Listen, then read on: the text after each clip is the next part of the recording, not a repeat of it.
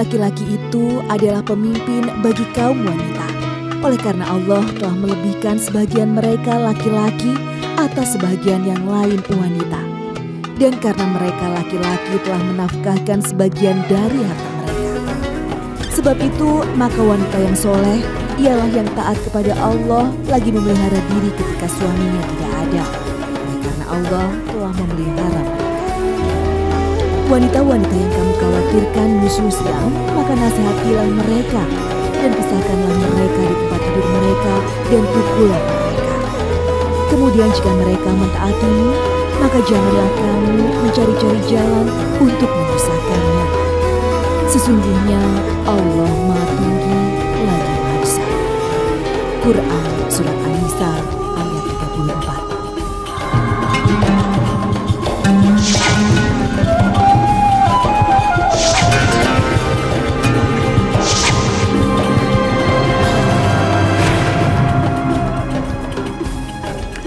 Assalamualaikum warahmatullahi wabarakatuh. Selamat pagi pemirsa Tawakal yang dirahmati Allah Subhanahu wa Ta'ala.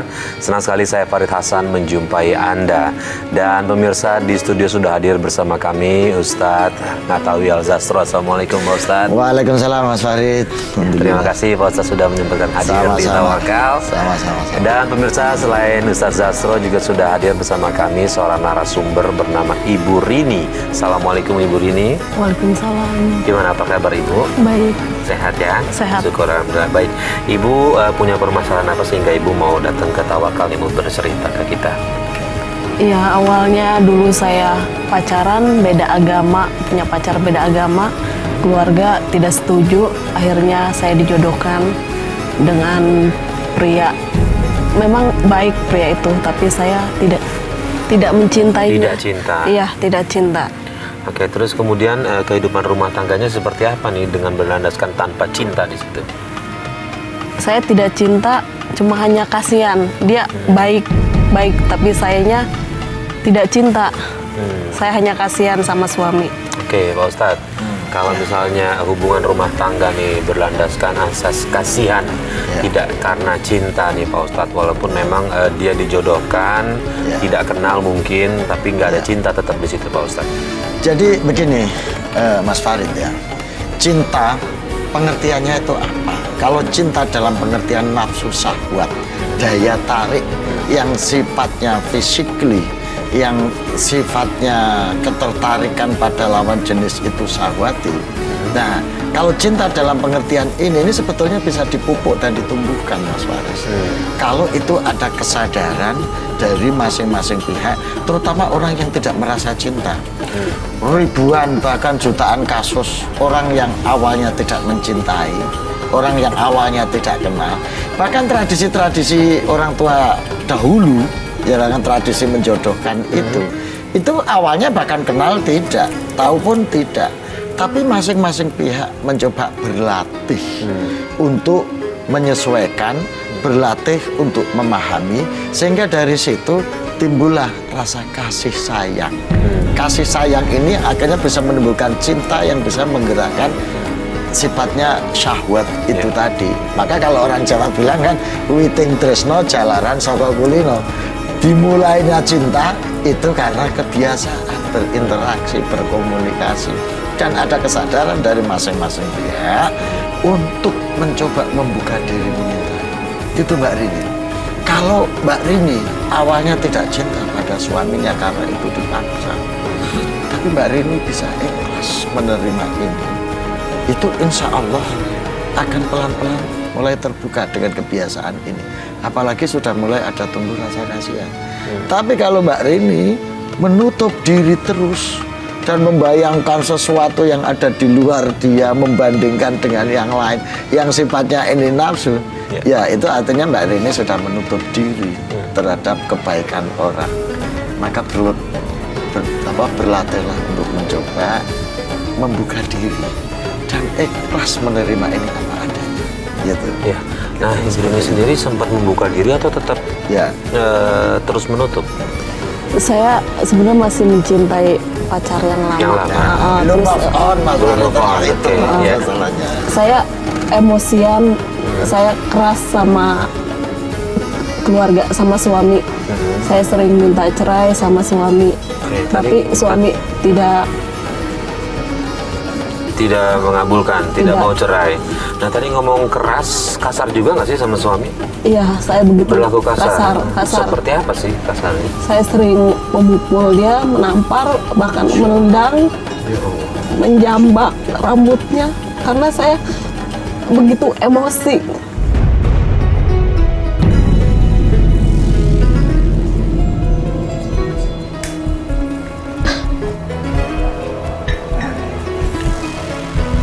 Mas, aku mau ngomong. Kenapa sayang? Aku mau minta cerai. Memangnya kenapa? Kok kamu ngomong kayak gini? Iya, aku mau minta cerai. Iya, tapi kita kan nggak ada masalah apa-apa sayang. Aku tuh nggak cinta mas sama kamu. Ya udah sih kita cerai aja. Aku tahu kamu bicara gini karena kamu masih belum menerima pernikahan kita. Iya. Sayang, sampai kapanpun aku nggak akan nyariin kamu. Mas, pokoknya aku minta cerai. Sayang, sampai kapanpun aku nggak akan cerai sama kamu. Aku nggak mau, karena aku udah sayang sama kamu. Kamu ngerti dong mas, aku minta cerai. Sampai kapanpun aku nggak akan nyariin kamu. Aku nggak mau cerai. Aku udah sayang sama kamu. Kamu jahat mas.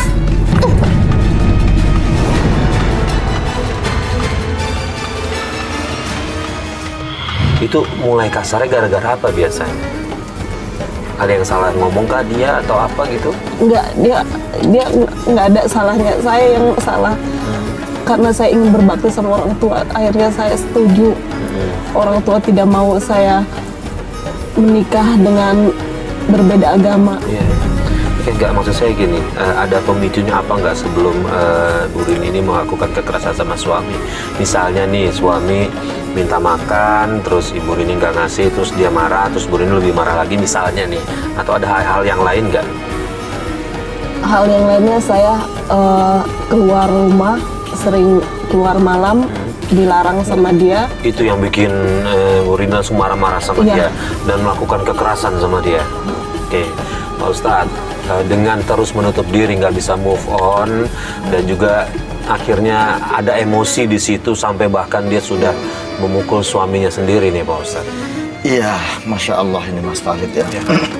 Padahal dalam hadis itu disebutkan ya, tapi pernah mengatakan bahwa dua orang yang sholatnya ini hanya melampaui, tidak melampaui kepalanya. Artinya tidak diterima, cuma diucapin aja. Ini mereka yang sholat loh, ini mereka yang ibadah. Itu aja sholatnya adalah bahasa kasarnya nggak diterima sama Allah, tidak pernah melampaui kepalanya. Dua orang ini adalah pertama perempuan yang lari dari tuannya sampai dia kembali. Yang kedua adalah istri, ya, istri yang mendurhakai atau bersikap keras. Jangankan bersikap keras Mas Farid, istri menolak bersikap kasar saja pada suami, itu sholatnya nggak akan diterima. Nah, dan bahkan di salah satu hadis disebutkan bahwa tidak akan pernah mencium bau surga seorang perempuan yang tidak bersyukur terhadap apa yang diperoleh dari suaminya. Nah, Mbak Rini, Masya Allah, ini saya bayangin suaminya ini orang baik, orang sabar. Kalau Mbak Rini mau, ya mulailah sekarang untuk move on segalanya, mulailah menerima kenyataan ini apa adanya supaya nggak berlarut-larut, Mbak Rini. Ya. Pak Ustadz, kalau boleh tarik mundur nih, Pak Ustadz, boleh nggak sih kita posisi sebagai seorang anak? Oke, kita pengen berbakti sama orang tua, tapi di saat pilihan itu kita nggak suka, kita bisa nggak bilang ke orang tua? Bisa. Saya nggak suka Bu, misalnya gitu. Bisa didialogkan, bisa diomongkan. Ya, makanya beberapa ulama mengatakan bahwasanya orang tua punya hak memaksa anak, terutama persoalan perjodohan. Tetapi beberapa ulama yang mengatakan bahwa anak juga perlu dipertimbangkan suaranya. Karena apa? Ini merujuk kepada tujuan perkawinan. Bahwasanya untuk membentuk keluarga sakinah, mawaddah, warahmah. Itu. Maka dalam upaya mempertahankan keluarga yang seperti ini, untuk menghindari terjadinya keretakan, untuk menghindari terjadinya perselisihan dalam hidup rumah tangga antara suami istri, si pelaku sebaiknya diajak omong, diajak bicara, diajak berdiskusi, gitu.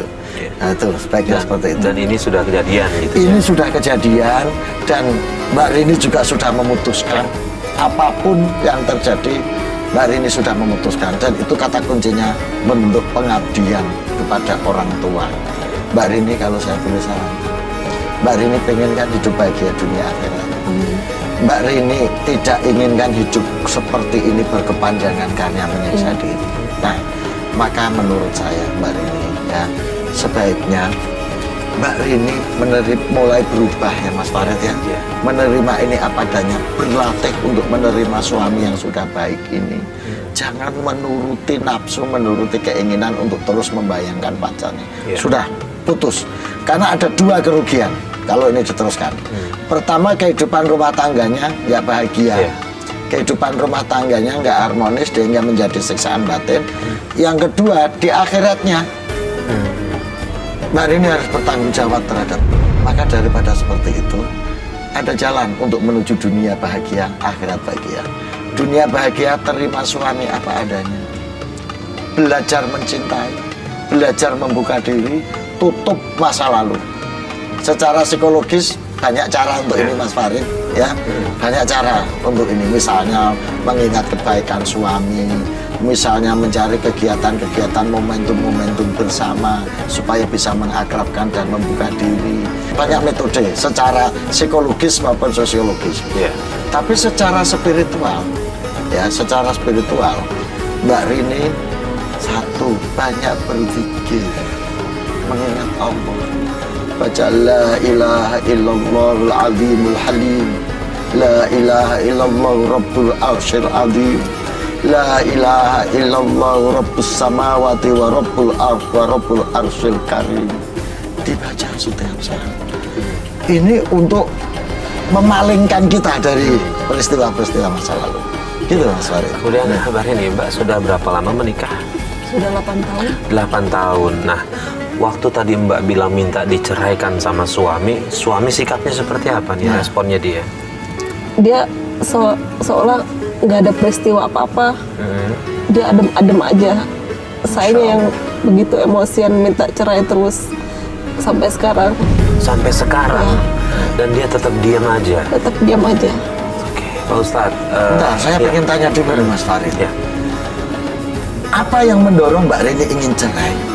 Dan apa yang Mbak Rini ingin lakukan ketika perceraian itu terjadi? Pengennya apa sih? Gitu. Kok Mbak Rini ini pengen cerai, menerima suami sudah sebaik itu, menerima suami sudah sesabar itu, menerima suami orang yang ikhlas seperti itu. Mbak Rini menginginkan apa lagi? Sosok lelaki macam apa? Dan ingin apa dengan perceraian itu? Karena saya tidak bahagia Pak Ustadz. Oke, ukuran bahagianya buat Mbak Rini itu apa? Ini harus dibedakan Mbak Rini ya. Anda sebetulnya mengejar nafsu apa mengejar kebahagiaan? Ini harus dibedakan. Jangan-jangan Mbak Rini karena ingin mengejar nafsu, mencari pemuas, mencari kanalisasi. Dan saya yakin kan kalau itu yang terjadi, Mbak Rini nggak akan memperoleh apa-apa. Oke, gini berarti maksudnya Pak Ustadz adalah Mbak Rini sudah dapat di depan mata, sudah ada di depan mata, bahkan sudah mendampingi laki-laki yang menurut kita ini kalau cerita dari Mbak Rini adalah sempurna lah, baik apa segala macam sama istri, tapi memang karena Mbak Rini kan gak ada rasa sama dia, itu kan intinya gitu kan ya. Nah Pak Ustadz mau nanya nih, Mbak Rini sebenarnya ingin mencari kebahagiaannya seperti apa, dalam bentuk mohon maaf syahwat kah, menurut syahwat, atau mau kebahagiaan lain untuk menuju ke surga, gimana? Kalau ingin ketenangan istri, suami sudah melindungi. Nggak, ini suami bertanggung jawab nggak memberikan nafkah segala macam? Batin, memberikan Suami tanggung jawab. Tanggung jawab. Mohon maaf, lahir batin juga? Iya. Oke, hubungan suami istri tetap jalan? Jarang-jarang. Jarang-jarang karena Mbak Rini tetap masih belum bisa ngebuka hati ya. Oke. Oke, Pak Ustadz. Ini gimana nih Pak Ustadz nih? Ya, jadi kita kasih tahu ya Mbak Rini ya. Kita ini sudah lebih dulu hidup Mas Farid. Jadi paling tidak punya pengalaman, punya perasaan. Kita juga sama-sama pernah menuruti begitu. Ini menurut saya mohon maaf kalau saya keliru. Kecenderungan yang disebut kebahagiaan itu hanya menuruti keinginan. Harus dibedakan kebahagiaan dengan keinginan. Kalau keinginan itu biasanya sumbernya pada nafsu. Imam Busiri pernah mengatakan bahwasanya an-nafsu katifli fa in tahmil. Jadi nafsu itu seperti anak kecil. Ya. Kalau ini anak kecil itu dituruti terus sampai dewasa pun dia akan tetap menyusu. Gitu. Dia akan tetap menyusu. Maka harus ada upaya memaksa diri untuk menyapih. Tapi kalau disapih, kalau dikendalikan, dia akan berhenti. Nah, itu yang saya maksud. Jadi nafsu itu seperti anak kecil. Jadi kalau sampean turuti terus keinginan ini, keinginan ketemu pacar, membayangkan masa lalu yang pernah indah-indah, itu terus seluruh emosi, perhatian, perasaan Mbak Rin akan tergerus. Dan itu kalau dituruti nggak ada selesainya. Jadi menuruti nafsu itu ibaratnya kayak minum air laut, makin diminum makin haus, makin dituruti makin membara dan membakar kemana-mana. Itu ya Mbak Rini. Maka alangkah baiknya Mbak Rini mensyukuri apa yang ada ini, disyukuri, ini sudah yang terbaik. Karena Al-Quran juga mengingatkan, wa asa an takrahu syai'an fa huwa khairul lakum wa asa an tuhibbu syai'an fa huwa syarrul lakum. Boleh jadi yang dibayangin Mbak Rini yang indah-indah, yang dicintai, yang justru itu membawa kejelekan dan keburukan bagi Mbak Rini. Tapi boleh jadi apa yang selama ini dibenci, ditolak oleh Mbak Rini, tapi justru itu yang membawa kebaikan. Nah, mulai sekarang Mbak Rini belajarlah, berlatihlah untuk menerima ini. Kalau Mbak Rini ikhlas menerima ini apa adanya, insya Allah jiwa itu pelan-pelan mulai belajar mencintai, cari yang menarik dari suami saya ini kira-kira apa, kesabarannya. Oh mungkin dia nggak terlalu ganteng tapi dia perhatian. Oh mungkin dia nggak terlalu tinggi, nggak terlalu apa secara fisik, tapi dia punya kesabaran yang luar biasa. Nah itu dieksplor, sehingga secara psikologis nanti bisa. Ya dicoba pelan-pelan Mbak Rini. Oke, Mbak Rini saya mau tanya lagi nih. Tadi Mbak Rini katanya sempet ribut itu dipicu dari Mbak Rini izin keluar malam. Ya. Keluar malamnya kemana? Ya saya cari kesenangan di luar sama teman-teman. Seperti apa? Saya keluar malam tanpa dia tahu. Saya tinggalin anak-anak di rumah. Gak diangkat lagi. Sayang, Apaan sih? kamu dari mana aja sih? Jam segini kok baru pulang? Aku teleponin kamu dari tadi nggak diangkat-angkat. Aku tuh khawatir. Ditanya kok diem? Kamu tuh berisik banget sih. Aku tuh habis jalan sama teman-teman aku.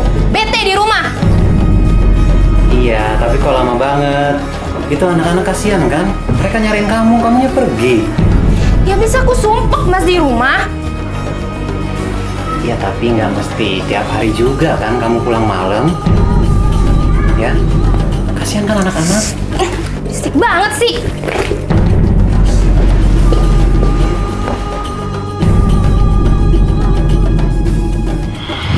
Oh sudah punya anak? Iya, Berapa anaknya dari? anak saya 2. 2. Oke.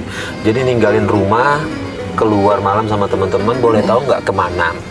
Keluar Iya. malamnya dan semalam apa keluarnya? Happy, kadang pulang pagi. Astaga, ke klub malam betul? Iya. Atau nongkrong-nongkrong biasa aja? Ya nongkrong-nongkrong. Itu untuk menghilangkan rasa kekecewaan Mbak Rini gitu. Iya. Ini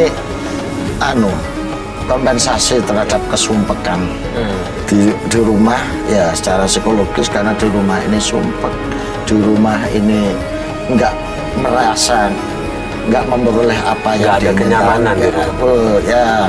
Kenyamanan sebetulnya ada, tetapi nggak bisa menerima itu sebagai kenyamanan, karena kalau dari cerita ini, dan ini Mbak Rini sangat bagus menurut saya, sudah secara jujur menyatakan bahwa suaminya baik, suaminya perhatian, suaminya sabar, tapi hanya diri dia aja yang seolah-olah tidak terima dan belum bisa merasakan manfaat dari kebaikan, kesabaran, ketulusan suami itu. Nah, sehingga mencoba mencari keluar dalam bentuk yang sifatnya itu adalah kesenangan duniawi. Jadi ini menurut saya hari ini mohon maaf, kalau bisa tolong disudahi, mulai berlatih diri untuk meredam, mencegah dan menahan keinginan-keinginan duniawi itu. Seperti kita melatih anak kecil untuk menahan, meredam keinginan menyusui. Memang sakit, itu sakit awal ini, sakit. Tapi kalau kita mau berlatih, kalau kita sudah berjanji, faida azamta fatawakkal 'ala Allah, berjanji pada diri kemudian bertawakal kepada Allah, insya Allah pelan-pelan. Nah, maka hari ini daripada keluar dengan teman-teman mencari kesenangan, dugem, ujungnya sampai rumah pusing lagi lihat suami yang nggak di sini, lebih baik sekarang ini tetap di rumah.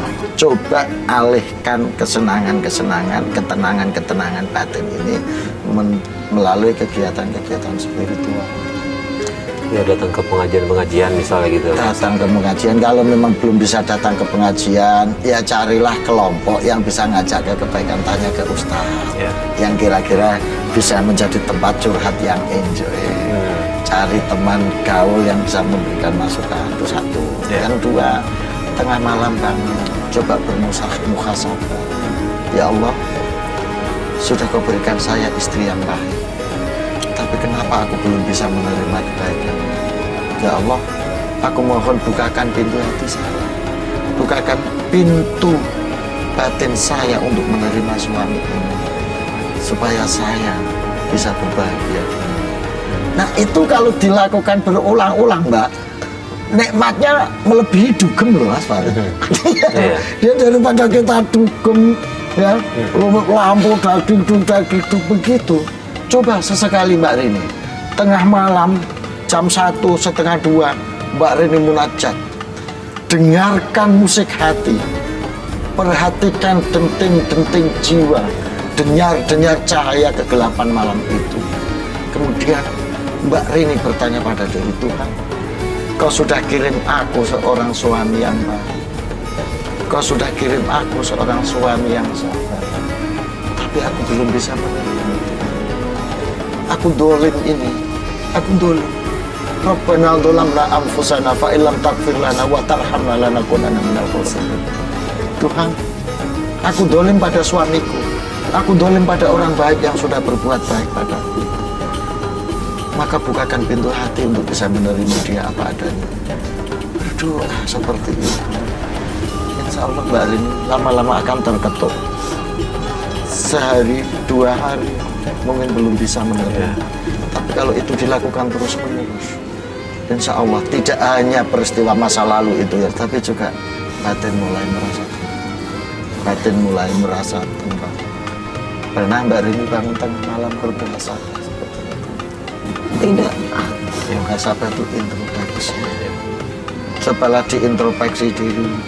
Apa sih sebetulnya yang kita cari ini? Apa betul kebahagiaan itu ada di tempat dugem? Apa betul kebahagiaan itu ketika kita mulai? Bukanlah malah kebalikan, kebahagiaan itu justru ketika kita berada dengan orang yang sabar, suami yang baik, suami yang bertanggung jawab. Suara Mbak Rini. Bismillah, diubah pelan-pelan ya Mbak ya. Nah saya juga masih penasaran karena saya dengar kabar kalau Mbak Rini selain jalan keluar sama teman-temannya juga berkomunikasi sama mantan, betul? Iya, itu dulu, tapi sekarang udah enggak ya. Udah enggak. Saya waktu berkomunikasi itu suami tahu, terus reaksi dia apa? Iya, pikiran dia hanya silaturahmi aja. Ya Allah, masih tetap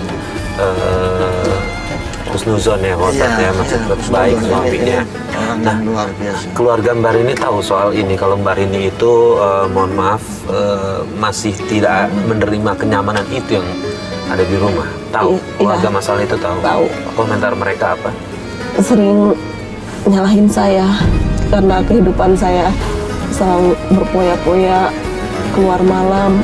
Adik ipar tahu kalau lihat saya beli barang mewah, suka laporan sama suami negor saya marah.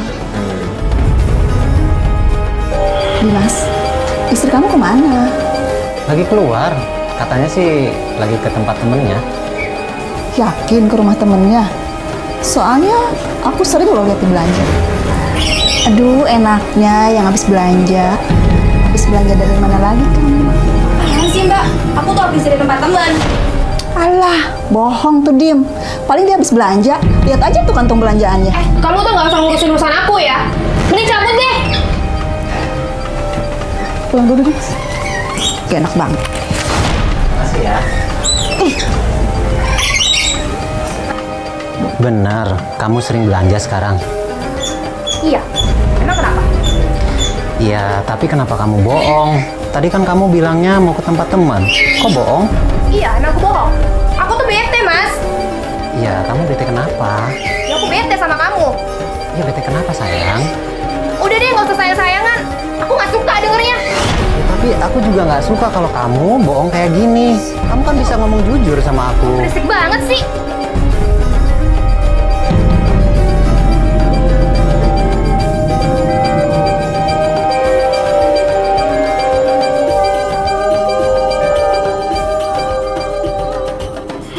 Sama tetap berlaku kasar juga Iya, sama saya marah. malah kasar, malah marah-marah. Pak Ustadz, sudah boleh sejauh mana nih untuk keluarga? Ya. Ketika kita tahu mungkin ada yang salah dari anggota keluarga kita, tapi cara mengingatkan yang sebaiknya seperti apa Pak Ustadz? Jadi kalau dalam konsep Islam itu ada yang namanya hakam. Hakam ini adalah seorang negosiator atau seorang yang ketika terjadi nusus biasanya ya. Nusus itu adalah ketika suami istri sedang berpisah atau pisah ranjang biasanya, maka diperlukan seorang hakam dan ini bisa datang dari keluarga yang berupaya untuk mendamaikan. Nah, maka posisi keluarga itu adalah dalam upaya mendamaikan, dalam upaya membuat kedua pasangan ini bisa kembali akur gitu ya. Tapi kalau dalam kasus ini ya saya melihat ini tafsiran saya ya. Keluarga si laki-laki ini mungkin ada perasaan tidak terima atau ada perasaan merasa dilajahkan. Kok kakak saya, saudara saya, anak saya diperlakukan seperti itu, sehingga ikut terlibat emosi gitu ya, sehingga posisinya tidak bisa lagi menjadi atau bukan berada pada posisi hakam yang mendamaikan, karena ini keluarga laki-laki ini sudah melihat siapa yang benar, siapa yang salah menurut versi dia, sehingga ada ketersinggungan. Nah, maka sebetulnya dalam kondisi seperti ini tetap harus dinasihati, disadarkan, gitu ya, supaya hubungan rumah tangga bisa menjadi kembali baik dan harmonis. Nah, kalau untuk posisi suaminya sendiri, Pak Ustadz, dia sudah begitu sabarnya segala macam yang diceritain sama Mbak ini, seberapa besar yang pahala dia terima nih Pak Ustadz yang sudah dijanjikan sama Allah? Subhanallah Mas, ini menurut saya laki-laki ini hebat, suaminya Mbak Rini ini hebat ya. Karena apa? Itu ujian iman salah satu yang paling berat itu dari orang terdekat. Dan biasanya dari orang terdekat tuh bisa anak, bisa istri, ya kan, atau suami dan lain sebagainya. Ini ujian ini sangat berat dan ini suaminya bisa menerima. Orang yang sabar luar biasa, pahalanya insya Allah. Kalau dia ikhlas, dia tetap istiqomah menerima ini sebagai bagian dari ujian Allah, insya Allah surga. Insya Allah surga, Insya Allah. Termasuk surga. Kalau dia juga diselingkuhin oleh istrinya Pak Ustadz. Wah, subhanallah ini kalau sudah sampai pada taraf. Ya, karena saya dengar Pak Ustadz, Mbak Rini juga ada cerita kalau menyesal ya, melakukan itu penuh penyesalan, tapi pada saat itu Mbak Rini gelap mata hingga melakukan selingkuh sampai 2 kali, betul? Iya, Sama siapa? Bukan sama mantan? bukan. Sama orang lain? Iya. Itu kenapa kepikiran untuk itu? Ya mungkin saya mencari kesenangan di luar, akhirnya menemukan. Mohon maaf, memang benar suka atau cuma sekedar memuaskan nafsu saja yang seperti Pak Ustadz bilang? Sekedar melampiaskan kekesalan, Iya. ketidaknyamanan itu. ya gitu. ketidaknyamanan di rumah. Oke, Pak Ustadz, kalau menurut saya sih mengambil langkah yang salah ya, apa yang dilakukan sama Mbak Rini. Mungkin Mbak Rini juga udah tahu ini salah ya Mbak ya. Nah, buat pelajaran pemirsa di rumah nih Pak Ustadz, jika menemukan kasus yang sama, kondisi yang sama, apa yang harus dilakukan suami atau istri jika memiliki kasus yang sama, tidak ada cinta dalam rumah tangga nih Pak Ustadz? Jadi satu tetap berupaya mempertahankan dengan berlatih atau berupaya untuk saling mencintai, karena ini juga banyak terjadi pada ribuan puluhan ribu orang masa lalu. Tapi dengan keikhlasan, dengan kesabaran, dan dengan keterbukaan untuk menerima ini apa adanya, lama-lama juga akhirnya bisa menjadi keluarga yang harmonis. Yang kedua, untuk mengarahkan ini bahwa kita membayangkan bahwa kehidupan akhirat itu lebih abadi, kehidupan akhirat itu lebih langgeng, sehingga semua kepahitan ini, kenyataan ini diterima dengan ikhlas sebagai amal ibadah. Dengan cara ini akan bisa menjadi kompensasi dari keinginan-keinginan yang lain yang sifatnya duniawi dan nafsu. Sehingga Mbak Rini, kompensasinya itu bukan kompensasi mencari alternatif yang salah dengan berselingkuh, dengan berhura-hura dan lain sebagainya, tapi kompensasinya adalah satu, mencoba ikhlas, mencoba terbuka, mencoba sabar, dan mencari kompensasi melalui kegiatan-kegiatan sosial dan spiritual yang lebih positif, sehingga bisa menjadi kanalisasi terhadap kesumpekan-kesumpekan. Nah, pada saat Mbak Rini selingkuh, suami tahu? Iya. Tahu? Tidak tahu. Oh, tidak tahu. Tidak tahu. Oke, terus kemudian tidak hanya itu ya, Mbak Rini ingin cepat pisah sama suami, katanya sempat juga datang ke dukun gitu, paranormal, untuk mengguna-guna suami agar tidak suka sama Mbak Rini. Iya. Berhasil?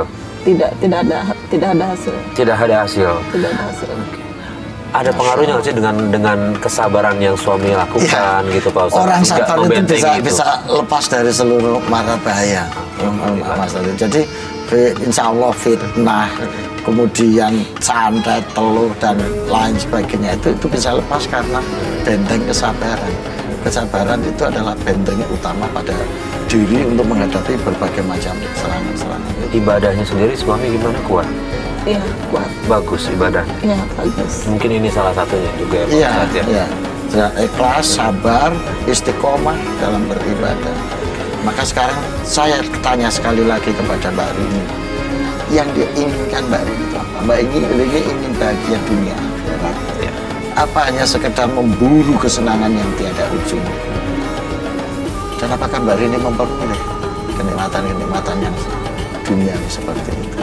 Tidak, saya ingin bertobat Pak Ustaz. Ya, makanya kalau ingin bertobat Mbak Rini sekarang, mau ditobat Mbak Rini dimulai dengan keterbukaan dan keikhlasan menerima suami apa adanya. He is the best, dialah yang terbaik untuk Mbak Rini, yakinkan itu. Tuhan telah mengirim dia untuk Mbak Rini menjadi pemimpin, untuk menjadi suami yang bertanggung jawab dan baik. Itu satu. Yang kedua, Mbak Rini mau coba berubah, memburu kesenangan dengan cara-cara yang lain. Tidak dengan cara-cara kesenangan duniawi, tapi kesenangan yang berangkat dari ketenangan batin. Perbanyak zikir, perbanyak ibadah, perbanyak baca kalimat thayyibah. Malam bangun zikir muhasabah. Ya Allah, aku kayaknya sudah dolim ini. Saya sudah dolim pada diri sendiri karena menolak, tidak bisa menerima kebaikan-kebaikan. Itu dirasakan. Ya Allah, sambil berdoa kepada Rabbana zalamna anfusana fa illam taghfir lana wa tarhamna lanakunanna minal khasirin. Ada satu lagi doa yang disampaikan Nabi, Rabbana la tuzigh qulubana ba'da idh hadaytana wa hab lana min ladunka rahmah.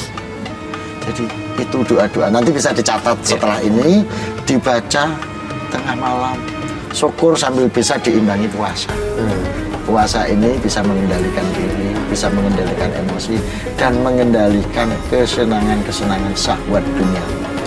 Itu coba di Pertanyaan terakhir dari saya Mbak Rini, melakukan penyimpangan itu membuat Mbak Rini tenang atau tidak? Tidak. Itu adalah jawaban dari Allah kalau menurut saya. Allah ingin Mbak Rini tetap berprasangka baik dengan Allah dengan memberikan hadiah sebenarnya dengan suami seperti itu. Bismillah, pelan-pelan Mbak Rini lakukan apa yang tadi Pak Ustadz sampaikan. Insya Allah bisa mengikis pelan-pelan rasa ketidakmauan Mbak Rini dengan suami. Lebih seringlah jalan dengan suami, mungkin silaturahmi ke saudara, silaturahmi ke ustadz, silaturahmi ke orang-orang sholat. Insya Allah itu akan muncul keterangan dan rasa mencintai. Amin. Sudah Kalau itu dilakukan 2-3 bulan lagi, Mbak Rini insya Allah akan Insya Allah. berubah untuk bisa mencintai suami apa adanya. Baik Pak Ustadz, terima kasih atas semua nasihatnya Mbak Rini. Mudah-mudahan apa yang disampaikan Pak Ustadz, Mbak Rini berkenan dan ingin